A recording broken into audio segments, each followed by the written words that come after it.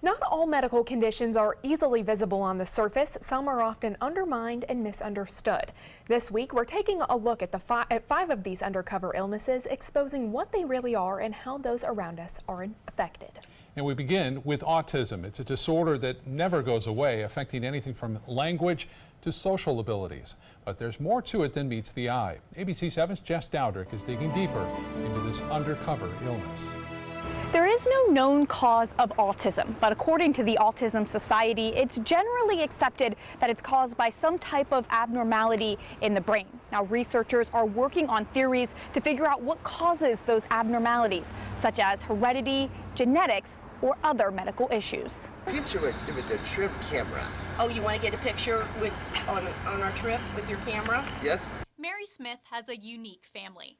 All three of her children have disabilities. It wasn't always easy, but we worked through it. Her middle child and only son, Paul, was diagnosed with autism when he was just 2 years old. A diagnosis that young, almost unheard of at the time. Some of the things he would do is spin toys or flap his hands, and he lost his communication. So that's when we got concerned and took him to the Early Steps program to have him evaluated.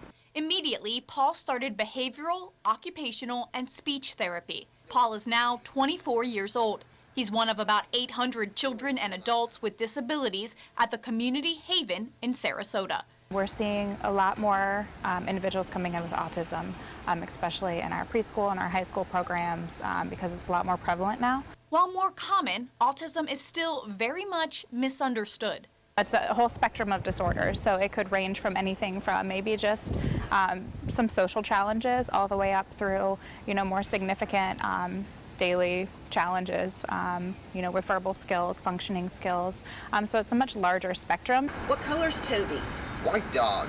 Is he big or little? Little. Communication has never been easy for Paul. It's like he knows what he wants to say, but he can't get the words out.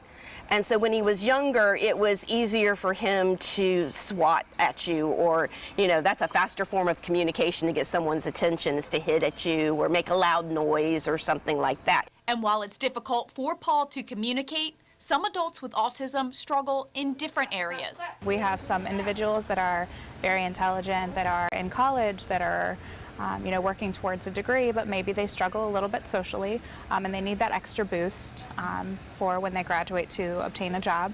Whereas we kind of take that for granted, interviewing skills and the confidence that you need to walk into a job. There's a funny saying, it's like if you've met one person with autism, you've met one person with autism. I think a lot of people think that, autism means everyone is this certain way. They don't like loud noises, they don't want to be touched, maybe they flap their arms, the stereotypical things, which isn't true at all. It's such a huge range of abilities, strengths. It's really actually kind of incredible. There is no known way to prevent autism, but there are some factors that could cause children to have a higher risk. If the parent is older, if there are any pregnancy or birth complications like prematurity, or if there is less than a year between pregnancies, that child is more likely to have autism, according to Autism Speaks. Jess Dowdrick, ABC 7, your Suncoast News. All right, thank you so much, Jess. Now, our Undercover Illness series continues tomorrow with a look at depression. Make sure to tune in again at 6 o'clock to watch how one man uses a special form of therapy to combat his major depression.